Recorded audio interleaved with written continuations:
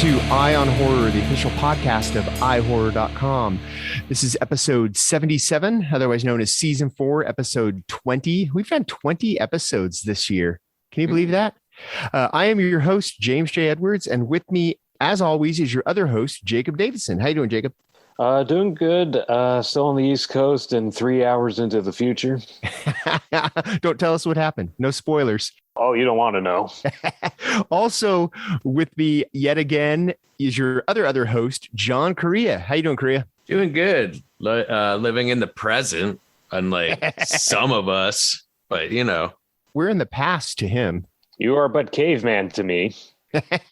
But time is relative. I mean, it's a construct. Time is a construct. Time is a flat circle. So how you guys doing? What have you been doing this week?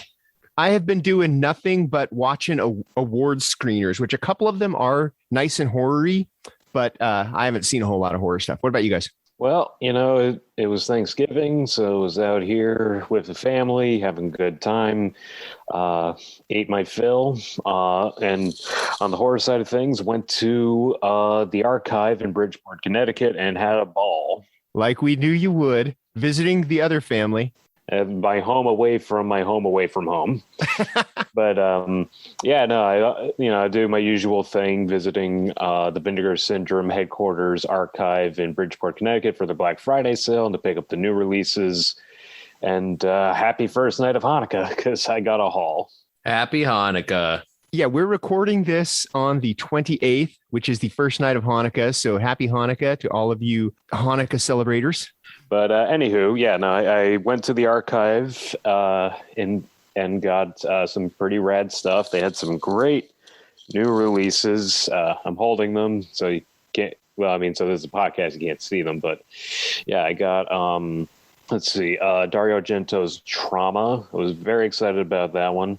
Also, this is a personal favorite for me, but William Malone's Creature, you know, the 80s alien ripoff with Klaus Kinski being as Klaus Kinski as he can in space. In space. Yeah. You know, like if you thought Klaus Kinski was wild on Earth, you know, to see Klaus Kinski in space, that dude is crazy motherfucker. And one of my personal favorite movies of the year, Censor. Yeah. Like I was so excited that they were doing a big giant release for this one because it is definitely one of my favorite, if not, well, definitely my top 3 horror movies for 2021. It's got a neat slip cover with the fake movies in it. I felt it was worth picking up a physical copy. And yeah, got some other bits and bobs like the Tiger Claws trilogy with Cynthia Rothrock. Been watching a lot of her stuff for Vinegar Syndrome. So you also found some rare and out of print slipcover stuff like Korea. I think you'll be pretty excited about this. I managed to find a copy of Bloody Nose, Empty Pockets. Yeah, that's a great one. I got one of the last copies. With the slipcover. Yeah, I saw it was going quick, and I was like, fuck. All right, I'll add to existing order. Yep. And this was a blind buy. I got Red Mob, the Russian action movie. It's like Commando, but Russia. But yeah, no, very excited to dive into these. And like I said, it's been a very happy Hanukkah. And just a small anecdote, just with Creature, I was very excited about that because I'd actually been to a screening hosted by William Malone at the New Beverly Theater of one of his earlier films, Android, also with Kinski and Creature. And I was lucky enough to win a DVD copy of the movie from him because he had his own cut, the Time Find, which he made on DVD. And it was like, I like that. Who knows if this will ever be on home video?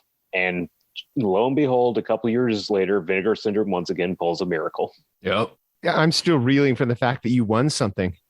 That never happens.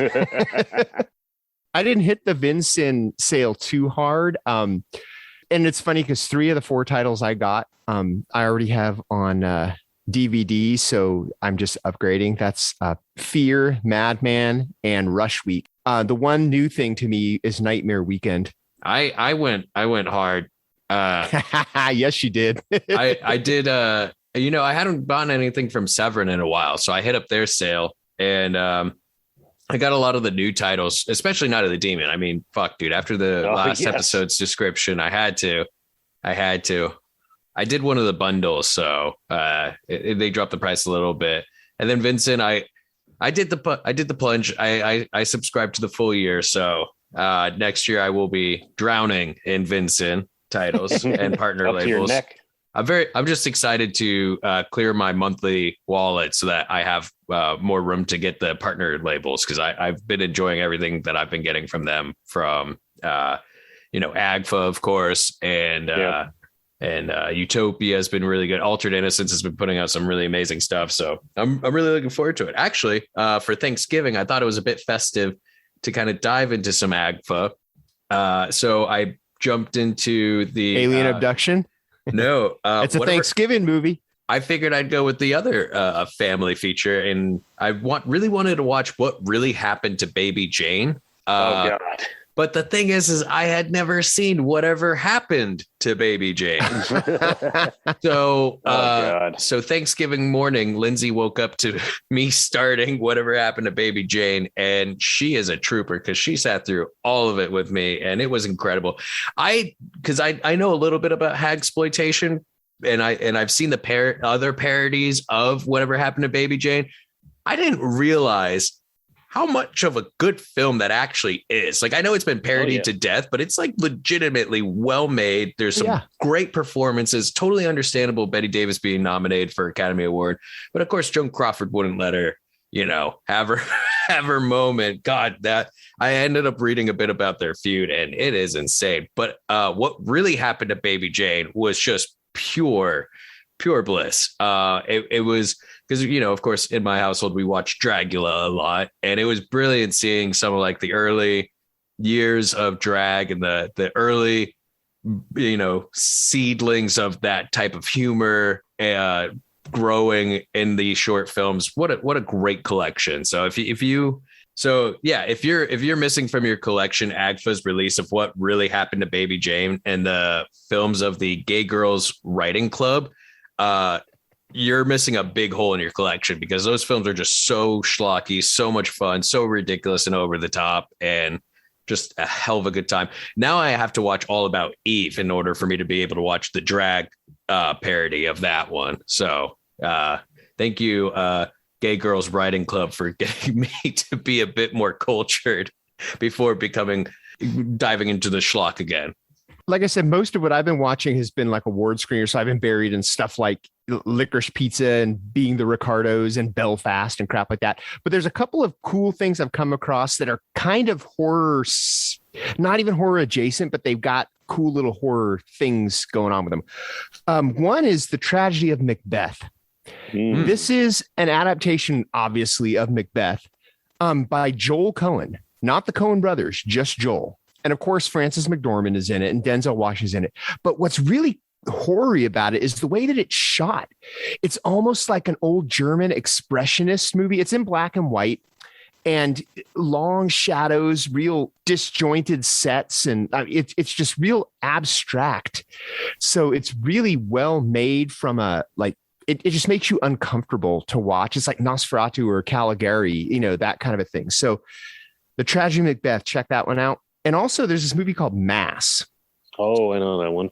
It's not horror at all. It's basically about four people who it's two couples, and they're put into a room to talk, and there's a reason they're there. They have something in common. I don't want to go into it. The reveal of it is masterfully done. But the thing that is kind of horror-y about this is it was written, directed by Fran Kranz, I think is how you say his name, who was the stoner dude in Cabin in the Woods. Yeah. And it is so crazy that the stoner dude from Cabin in the Woods made a movie like Mass. And it also stars Ann Dowd, who was in Compliance, which is, if you've been within the sound of my voice in the last 8 years, you've heard me talk about Compliance. And also, what's her head? Martha Plimpton is from the also Goonies in it. Yeah. It's a pretty cool little movie, but I just thought it was funny that when it said, it said written and directed by Fran Kranz. I'm like, I know that name. And I looked him up and I'm like, oh, dude. Great it's job, stoner bud. guy. The other cool thing that has been brought to me by awards, and this is horror centric, so we're going to talk about this. Titane. Have you guys both seen Titane? Oh my God. That was one of my day before Thanksgiving viewings because I woke up the day before Thanksgiving in the mood to watch something festive. So first I watched Standard Operating Procedure. I don't know why that made me think Thanksgiving. But yeah, then I watched Universal Soldier Day of Reckoning and then Titane. So I had a really good, triple feature there. That was apparently Thanksgiving-y. It's Julia Ducournau who won Best Director. She made Raw a few years back. Yeah. And if you thought Raw had some holy shit moments in it, you have not seen anything yet. Titane has just so many just squirmy, uncomfortable. And it's like, is it really going here? Yeah, it's going here. Oh, yeah. Titane doesn't just cross a line. It runs over it repeatedly. Yeah. And it's definitely one of those ones where it's just so beautifully shot and plays really well. There was never a lull moment in that movie. And there were moments where you weren't super uncomfortable, but that time was very sparse and few. One of the greatest things is that the climax of the film, let's say, the final act, there's this when it's happening. I'm trying not to spoil, but when it's happening, you guys know the scene I'm talking about. My partner, Lindsay, just turns to me and goes, "Wow, what a weird movie." And I just turned and went, "Really? You're going to say that now? Like an hour, 20 minutes into it? You finally hit your breaking point." Watching the movie and, that scene, the weird thing was that it made me think of this bit from Aqua Teen Hunger Force. They always had the intros with that guy, Dr. Weird, who would have like kind of random intros. There was this one where he was next to a lawnmower and pronounced, "Gentlemen, behold, I have made love to this machine. And now, upon retrospect, I ask why." If you've seen the movie, you'll get it. I was going to say you're dangerously walking the spoiler line, but it is dangerously. Oh my God, Titane! It's absolutely fabulous. Yeah, it's kind of a spiritual soulmate to Cronenberg's Crash in a few ways. It's both extremely horny and yeah, Titane. If you get turned on by Titane, though, there's something wrong with you. Cronenberg's actually is kind of sensual. I would say, like Cronenberg's is more sexual, while Titane is more about, I feel like, gender. Feels more like it's about gender. First of all, let's not kink shame anybody here. We're not here to judge what consenting adults in cars do. Okay. Hey, I said that Crash was sensual. Okay. Isn't that enough? I disagree, but that's just not my thing. We all vibe at different frequencies. I get it. But definitely the fire truck dance scene in Titane was probably one of the most uncomfortable viewing experiences I've had recently, of just like, oh, no one in that room is comfortable with what's going on here. And I feel like I'm one of them right now. No one watching is comfortable with what's going on right there. I've never related to a shirtless fireman as much as I did during that scene. Another cool thing that I watch, and it's not horror, but it does have crazy Nick Cage. Pig. Have you guys seen Pig? Oh yeah. Pig. We didn't talk about Pig last episode? No, we did not. Oh, because I hadn't seen it yet. I think. It's such an amazing movie because it's not the kind of Nicolas Cage movie you expect. It's not what I thought. When you hear about Pig, basically Pig, the short elevator pitch is Nicolas Cage is a truffle hunter whose pig, who helps him get these truffles, is pignapped, and he goes on a mission to get his pig back. I was expecting it to be freaking John Wick with a pig, but it is not at all. It's a surprisingly emotional movie, actually. It has Nick Cage's best performance since Adaptation, hands down. Like I cried. That movie made me cry. It is, yeah. It's we did a Cage double feature of that with Prisoners of the Ghostland, and what a stark difference of performance between the two. Not saying he's bad in that movie, but Prisoners was just like tonally absolutely different. Like, I've always said Nick Cage should have retired after 1997 because he'll never have a year like that again, because he did Face Off and Con Air. Pig makes me glad he didn't retire. And he's done movies that I've liked. But yeah, Pig is the best Nick Cage we've seen in a long time. Yeah, absolutely phenomenal film. Yeah. And you know what else I saw? Actually, I managed to catch the new Resident Evil movie, Resident Evil Welcome to Raccoon City. Have either of you seen that? No, but you are the resident Resident Evil fanatic. So yeah. Let us know. What was it? Was it closer to the games? Because it looks like that's what it was promising. Yes, no, it promised and it delivered. It was as close to the video games as you could get. It's funny because it's an adaptation of the first two games, so it was just kind of a weird way of kind of distilling that, but it was interesting how they went about it. And of course, it was directed by Johannes Roberts, the guy that did the 47 Meters Down movies and Strangers Pray at Night. And it was interesting because this is a Resident Evil movie, but I think compared to the Paul W.S. Anderson movies, it had a lower budget, but it kind of worked to its advantage because a lot of people forget that the original Resident Evil games were heavily inspired by horror movies, and particularly low budget horror movies. And so you got the intersecting storylines. You got Chris Redfield and Jill Valentine up at the mansion, and you got Claire Redfield and Leon S. Kennedy at the station. And also very underrated, Donald Logue plays the police chief Brian Irons, and he is great in it, man. He's a real scene stealer. And then you got a lot of zombies, you got mutants, you got monsters, mostly a lot practical effects. There's a lot of CG, but also a lot of practical effects, which I appreciated. So as a fan of the games and as a fan of this type of horror, I thought it was a great time. I really enjoyed it. Nice. Yeah, I do hope they get a bigger budget for any potential sequels, though, because it was good. It's just I felt like they could have done more with more. I hope that if they do have another long franchise stemming from this one, that the final one is called "You Are Now Leaving Raccoon City." Like it's the other side of the. I mean, honestly, my end game would be hoping we get a live action adaptation of some of the later, particularly horror Resident Evil games like Resident Evil 7 and Resident Evil 8, because man, those things would be amazing on the big screen. Yeah, that'd be pretty dope.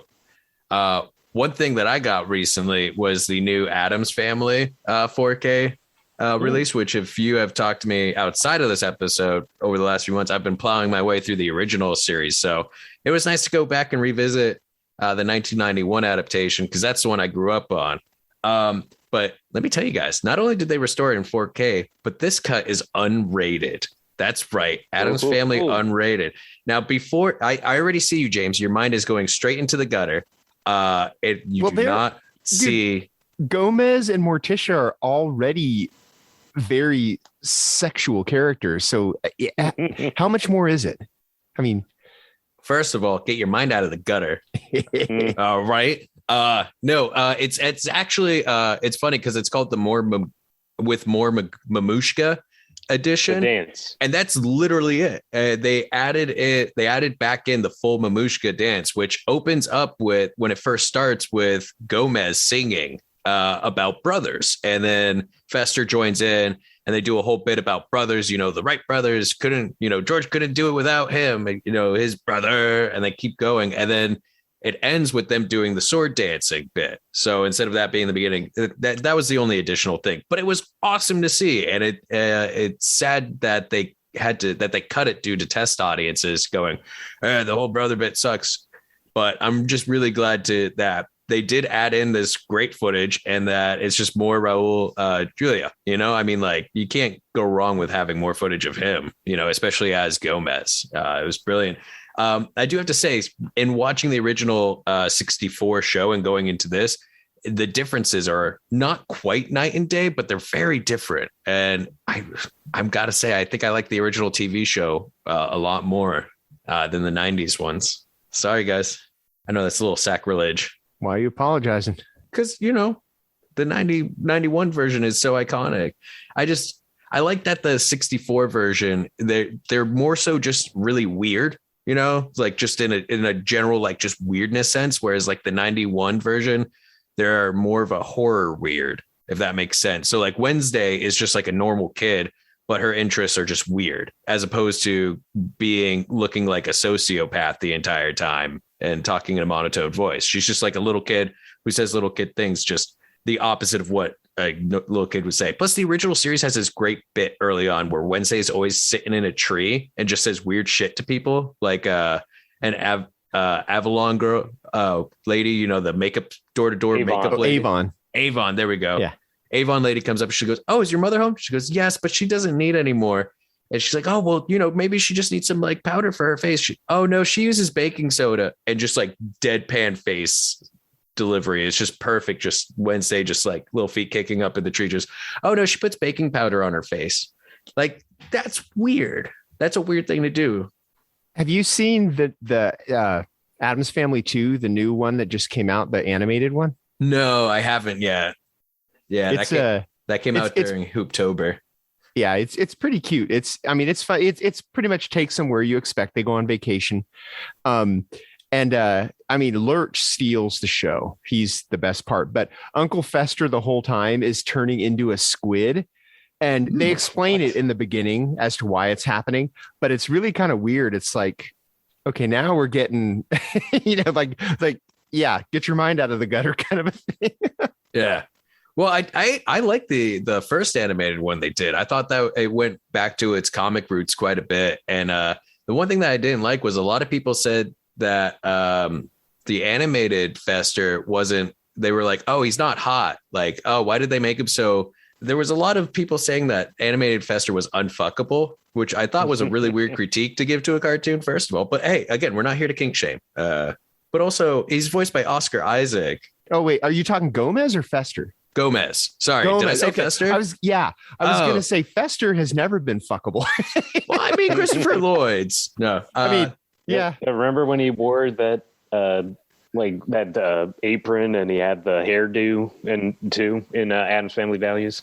I will also say Jackie Coogan as Uncle Fester in the original series definitely was. He was a ladies' man. And that's the thing too. In the original, he's in the original show, he's Morticia's uncle, but like in the later versions, he's Gomez's brother. And then they made Grandmama Grandmama was Morticia's mom, but in the later ones, he's Gomez. It's like so she just doesn't have any family anymore. I don't know. I think they make reference to that in the musical, from my understanding. But yeah, the animated one is definitely on my list. I do like it. I will consume almost any Addams Family material, although I'm not a big fan of Family Values. That one is a bit low on my list. Yeah. Another thing that I did get a chance to see, which I absolutely loved, Ghostbusters Afterlife. You guys see that? Not yet. I actually revisited 2016 Ghostbusters, Answer the Call right beforehand, and I didn't mind that one. A lot of people hate it. It's the worst of the series, but I didn't mind it. I thought it was pretty good. It's one of those things where it's like, I wouldn't say worse. Is it the weakest? I guess, but that's still a strong franchise. The Ghostbusters, all four, I think, are really good. But if that's the weakest movie in your franchise, you've made an awesome franchise, because it's a good movie. I can see people not vibing with 2016. But I don't understand like the hatred people have. But I think Amalia responded to my tweet about it best, where she just said misogyny. And I was like, oh no, that's what it. But the thing about Afterlife is, I don't think they're answering the misogyny for that. But basically, McKenna Grace steals the movie. Oh, and it's her movie. It absolutely is her movie, and it's funny because they try to make it a mystery who her grandpa is. But you can tell when you see the character, she's the spitting image of who it ends up being. But I've heard a lot of people compare it to The Force Awakens in that it kind of just mirrors the first movie, but that's the mythology. And they make a point of saying why the same thing is happening. So it's terrific. But and by the time you get to that climax, I'm not going to spoil anything, but I mean, you were talking about, you cried during Pig. Oh, I was sobbing at the end of Afterlife. Oh, yeah. No, I was definitely crying. It was actually weird. I saw it at Mission Tiki, and there was at least 10 hearses at the screening, which was interesting. But yeah, no, I'm definitely one of those people that made the comparisons to Force Awakens and what they did and like bringing it back. But Afterlife did it better in that they took a lot of the plot points and other things from the first movie and brought it back with this one. But they did it in a way that it didn't feel like retreading a whole lot. You know, it did a little bit in the third act. I will admit it did. It retreaded a bit, but once you figure out where it's going, you know exactly where it's going. You know, it's yeah. But it also works in continuing the story, continuing the franchise. I'm a little upset there was almost no mention to the events of Ghostbusters 2 because I fucking love Ghostbusters 2.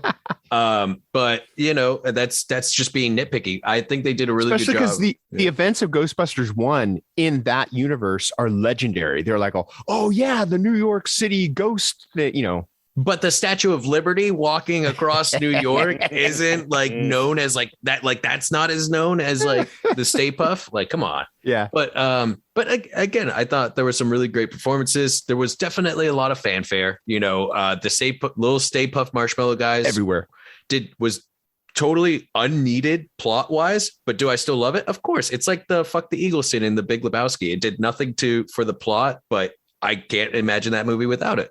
There's a ton of fan service. Like at one point, some characters end up in jail and they say, we get a phone call. And the sheriff goes, who are you going to call? And you're like, oh, come on. You know, there's a ton of little things like that. Little winks and nods, but yeah. But for fans that's what fans of Ghostbusters want to see. So it's not like an eye rolling thing. It's like you know.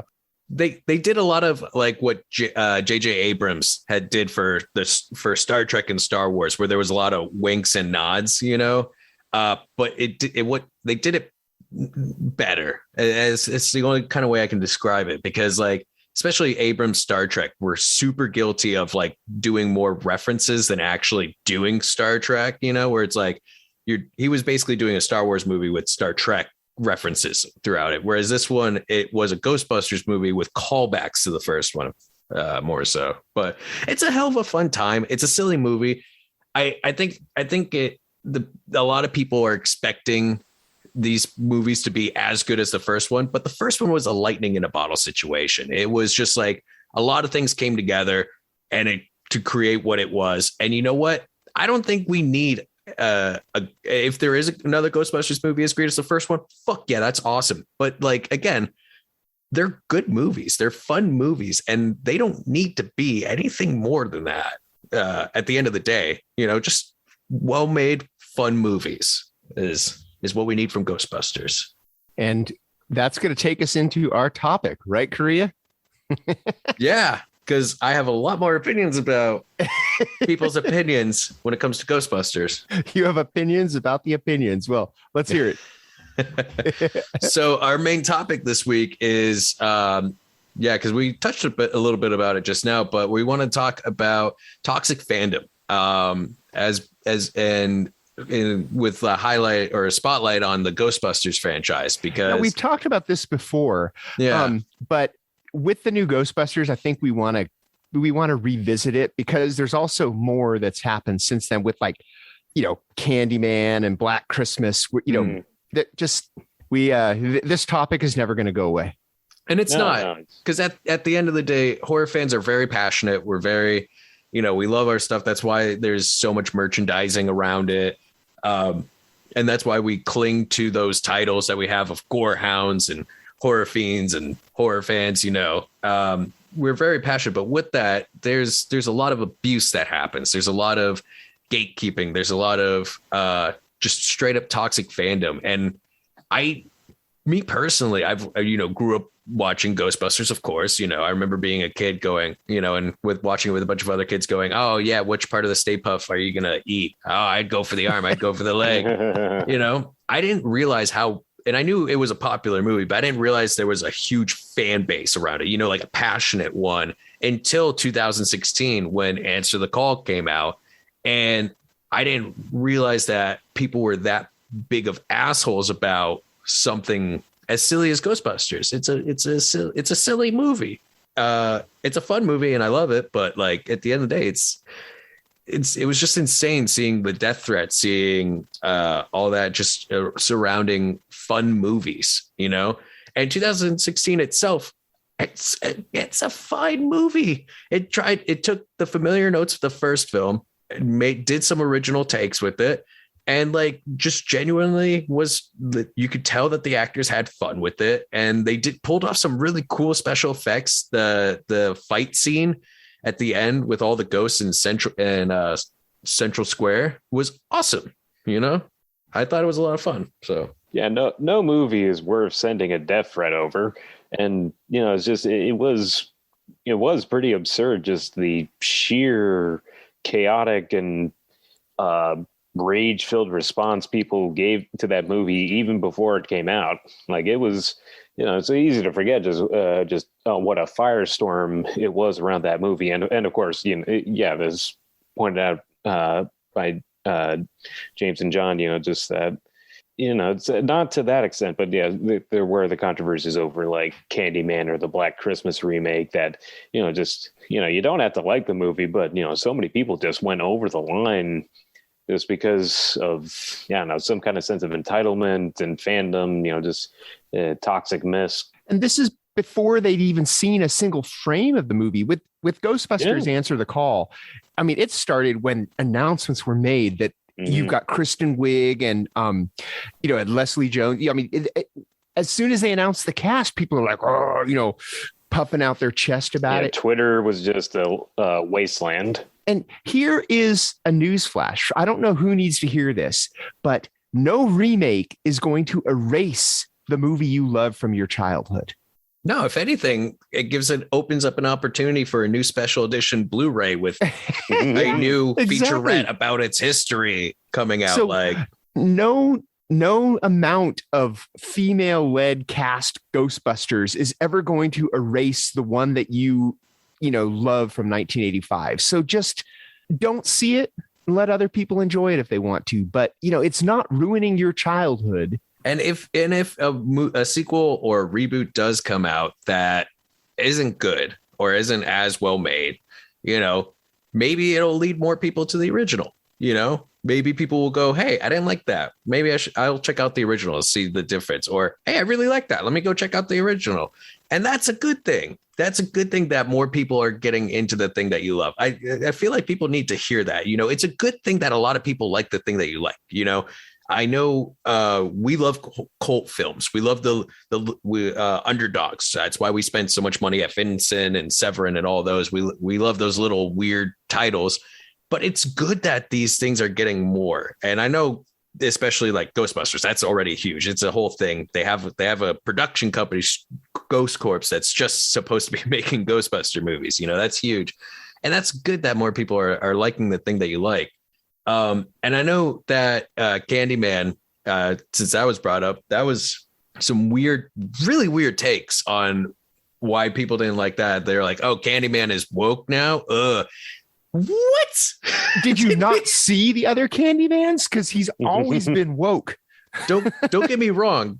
There's a lot of really great critiques out there on what the original Candyman did right and didn't do, and where it dropped the ball in its takes on race and inequality and things of that nature. And they are all very valid and all that. But to say that it wasn't, you know, already critiquing or already making statements and points about, you know, race and things of that nature in this country is absolutely ridiculous. It's from his origin story on, like, it's in there. And yeah, so just that.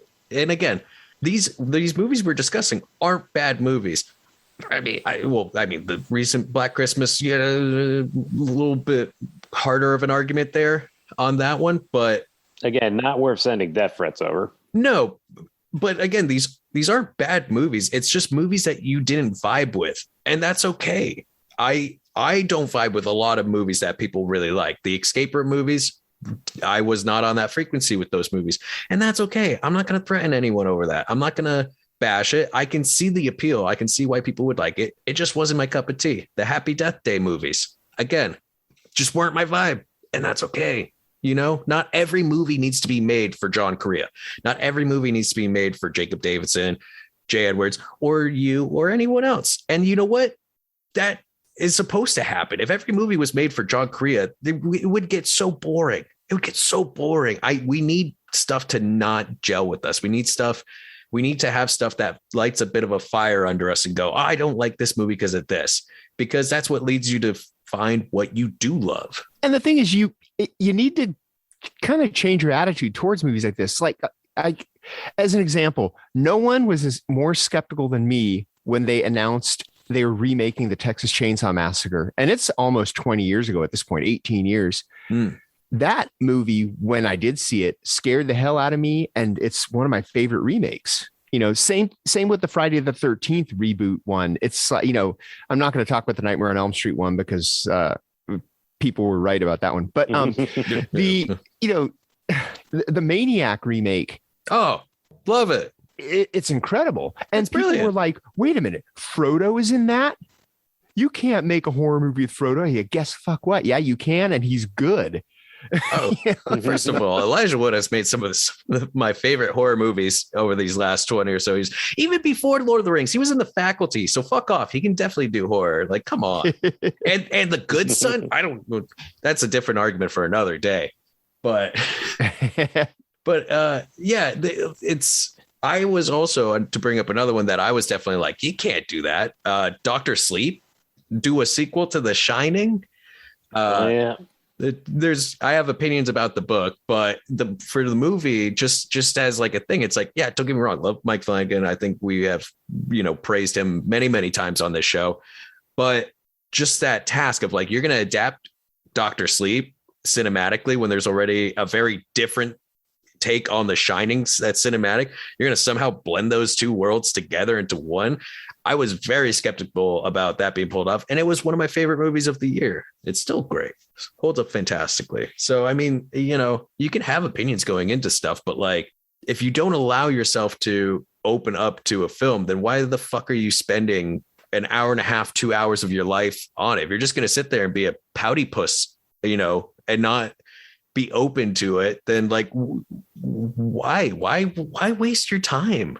I've got a partial answer to that, because I feel like a lot of these situations, especially in the last several years, have been driven by people who are acting in bad faith or trying to get rage clicks. I cannot tell you how many, particularly right-wing grifters have tried to capitalize on internet rage and fandoms. You see it in the big ones like Star Wars and Marvel and stuff, like DC stuff like that. And of course it bleeds into horror every now and then. Cause I saw some dude made a video about, Candyman's gone woke. And, it's like clearly somebody who has not seen the original and doesn't care and just wants to get views, just a lot of this, kind of boils down to just, people getting people angry for the sake of profit. Alien is not a horror movie because horror can't be in space. Oh yeah, that whole thing. Remember that? Christ. And again, oof. People are entitled to their opinions, and that's okay. What was not, and we all agree that the Alien sci-fi horror thing, I get it. It's a bad take, but also, guys, it's okay to have bad takes. It's okay to have bad opinions. It's okay to differentiate on that. The horror community, to attack that person who just posted something that they said to their friends, and that's the insane thing. My partner Lindsay was brought up this point the other day. It's insane that someone can just say something that they would say to their friends, and then an entire community just gun at them at their throat over it. And like, I'm sure that person was just like so sick and tired of getting, oh, well, what about Alien? Oh, well, what about Aliens? Oh, well, what about Alien 3? No one's going to say Resurrection with that, but it's like you get it after a certain point, and that's fine. And there are those grifters too, who are just there to stoke fire. Armand White is one of the most notorious ones. He's the guy. There was a period where people were just posting his reviews because it was like, oh, here's the one negative review for Toy Story 3. And of course it's from that guy. But of course he's going to do that because that's going to drive clicks to his website. That's going to get him notoriety. Him and I had a little thing last year because of his take on David Byrne's American Utopia. which I did not feed into it. The second I said something and he responded, I was like, oh, nope, not even going to engage. Not even going to engage. Yeah, de-escalate. Yeah, just the fact that I gave him said his name on here just like adds fuel to him. And, you know, it's not worth it. It's not, I don't see, I hate watch movies. That's fine. You know, like I definitely have seen some stuff where I'm like, oh, this is going to be bad. I can't wait to just like tear it apart. But, you know, there's fun hate watchings. And then there's just like going after things. And I feel like it's not worth people's times. It's not worth putting that psychological weight onto people for it. Again, you can not vibe with Ghostbusters 2016, and that's okay. They had a very specific humor, very specific styling to a lot of it. And I don't understand how anyone could hate on Kate McKinnon in that movie. She was just giving off the best vibes in that. But like, I get it. I can see some people not getting that appeal, but like, Jesus Christ. I went back and read a lot of those takes from that time when that came out. And it's just like, God, you talk to your mother with that mouth. And Amalia is right. It's misogyny is the reason why a lot of people hated on that Ghostbusters, because if you made that same movie with 4 men in the leads, now it wouldn't have been the same because a lot of the comedy was based around those 4 women, but I'll bet that it wouldn't have gotten all the hate. Oh no, without question.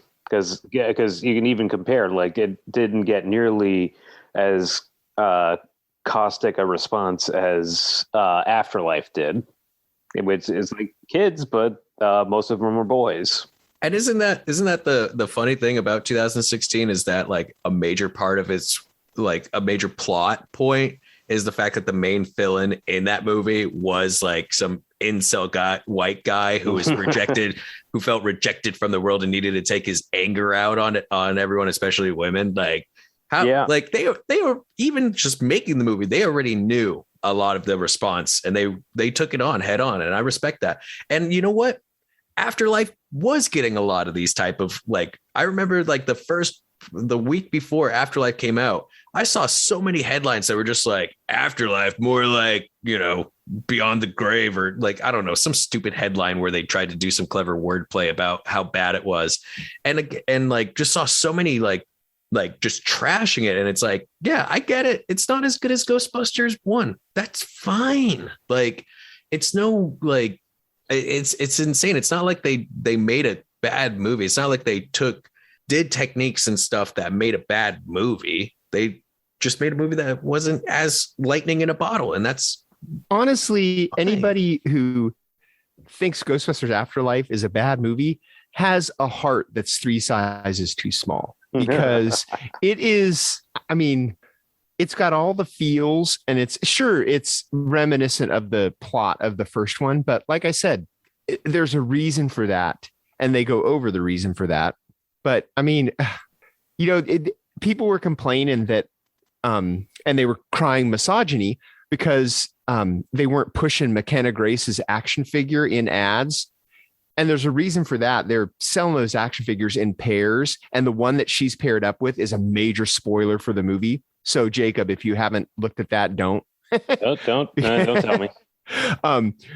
But yeah, that's why McKenna Grace's action figure isn't in all the ads, because they don't want to spoil the movie for people. But there is, you know, good kindling to that argument of why isn't this action figure being pushed as much as the other, because there is a huge lack of female action figures being pushed out there. And generally when it is, it's very gendered. And on top of that, there's been plot points being changed in major movies because they feel like girls don't buy action figures as much as boys. The whole plot in Iron Man 3 was changed from Rebecca Hall's character being the main villain to forcing Guy Pearce's character to have some weird and stupid villain plot, because they were like, oh, no one's going to buy a villain action figure if it's a woman.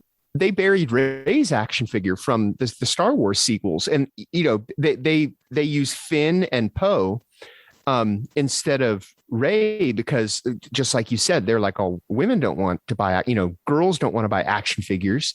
They canceled Young Justice, which is one of the best DC properties out there made for TV, because girls like the show more than boys. And they said girls, because of merchandising, don't buy as many action figures. And it's like, yeah, don't get me started, especially animation. It's absurd the number of times like a show is successful, but it's successful with the girls, so they got to cancel it. Yeah. That has seemed to come up a number of times. Like, this is not like a rare incident with Young Justice. Like, it's happened with multiple shows where it's like they only wanted boys, but girls like it too. So, whoops, guess we got to cancel it. It's insane. At the end of the day, guys, movies are a form of entertainment, and I feel like people sometimes forget that you go, it's a form of escapism. You go into a dark room to be entertained, and it's okay for a movie to just be that entertaining. Like, people going into Ghostbusters Afterlife expecting to come out of there with like a newfound opinion on life, and to like, people are acting like that film was going to solve all the emotional issues that therapy is for. Like, if you want your worldview change, if you want to work through some things, go see a therapist. Like, don't expect a very expensive blockbuster movie to do that for you. I have a colleague in the San Diego Film Critics Society who even movies that he likes, movies that he gives positive reviews to, he'll always find something to be like, oh, but what really bothered me about it, and he'll like say some little plot hole. It's like, oh, just enjoy it. Just let yourself like the movie.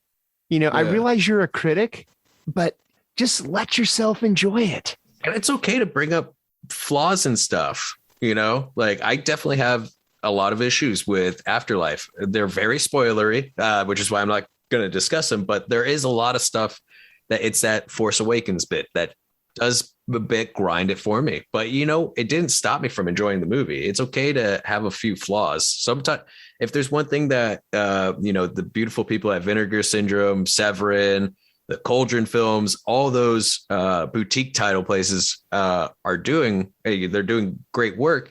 And it's because they're embracing films that have flaws. Agfa especially is putting out some of the most flawed movies of all time and giving them pristine scary treatment. Movie. Yes. And I love Scary Movie. Not the Damon Wayans one. The is it regional horror Agfa one? Yeah. Who is it? Jonathan Hawkes? It his first movie? Yeah. Yes. Oh, and I love it, but yeah, it's really fun. And that's part of its charm, though, is how flawed it is. You're like, there's something to be said about seeing a movie where you go, I could have done that. It's and that does remind me, though, because actually during the Vinegar Syndrome sale, there has been some toxicity in the Facebook groups, like people getting mad and doing angry posts about the new releases, complaining like, "Oh, these movies suck. Vinegar Syndrome sucks," and it was like, "Oh, everything's too expensive. I'm not going to buy anything. You're stupid if you're buying." It's like, just this stuff is getting ridiculous. Like, it's either they're just kind of venting in a not constructive fashion, or they're just trolling. I don't know, but it's the thing. I think the thing that a lot of this boils down to is just people need to manage their anger, because like life is short. Like, do you really want to get this mad about a movie or a TV show or whatever for reasons like these? I think you hit a really good point just now, Jacob, too, is being constructive with your criticism, because you can not vibe with something. You can be constructive. I mean, that's one of the points I try to make with this podcast, is to never be like, oh, that movie sucks. Oh, fuck that movie. That movie was the equivalent of, that movie basically took a shit on my mom, because that's not creative. Why do you always have to bring Muck up, dude? Except Muck. Muck, I will say, was the equivalent of someone taking a shit on Joanne Correa. No, even then I've calmed down, because at the end of the day, it's not constructive. I can, if anything, bring up the issues you have with it. We have brought up Muck, probably, one that we unanimously agree is not a well-made film. I wonder how many people we have driven to check out Muck just out of morbid curiosity. Oh, God. Yeah. But like, the reason why we have stated the reasons why we don't like that film exists. Special thanks to Lauren's ass. And it's because of stuff that stems beyond flaws, stuff that stems beyond filmmaking techniques. It's the fact that it is very misogynistic, that it is intentionally so. Yeah. It's not accidental. Yeah. That it comes off hateful at times with towards women and stuff like that. Those things that are worth, being very loud and aggressive about, I feel, at least. But if it's just because the humor didn't vibe with you, if you're gonna have a film that's filled with hateful messages or violent messages, then yeah, I feel like that is the appropriate time to be outraged and whatnot. But if you're upset at the mere fact that your film is now starring women, that's stupid.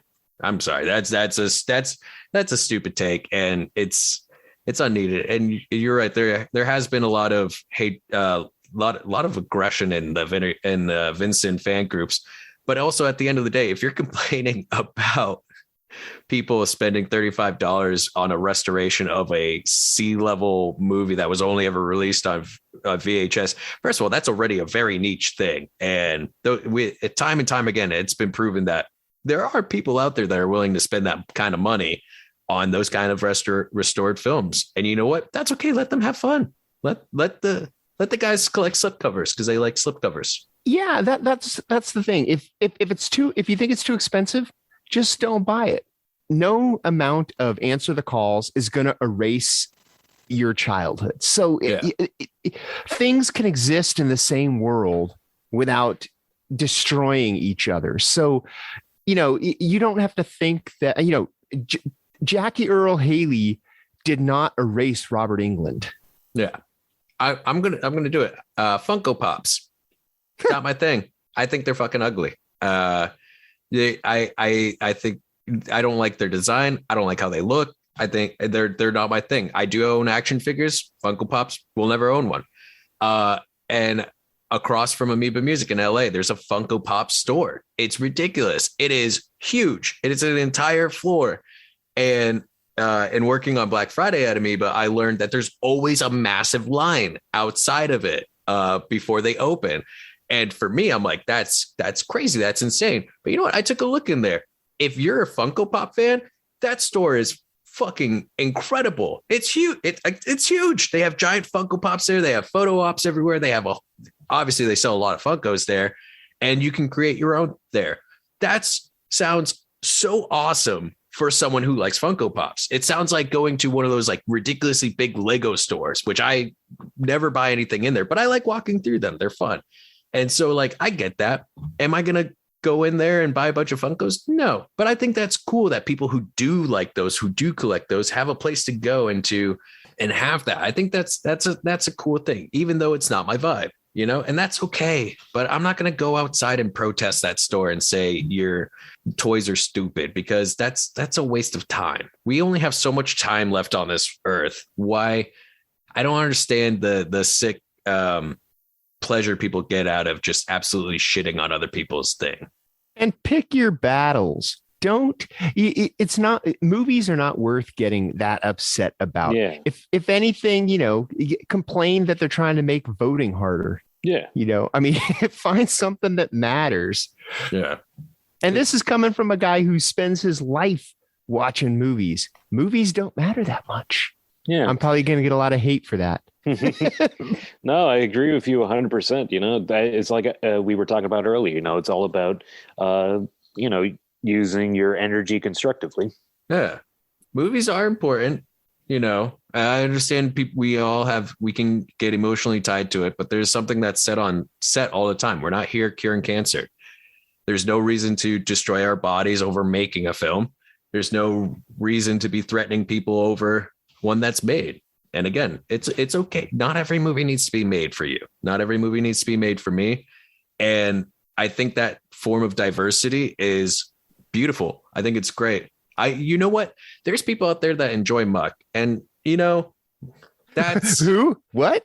There are. I haven't met those people, but they're out there, and you know what? I I guess that's okay. If you can overlook the misogyny, if you can look over all that, I guess there's things to enjoy about it. And you know what? That's your thing.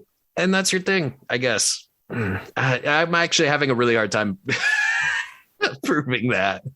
None of it is that important. In the end, it's just entertainment. So let it be entertainment. If it doesn't entertain you, that's fine. It'll entertain someone else.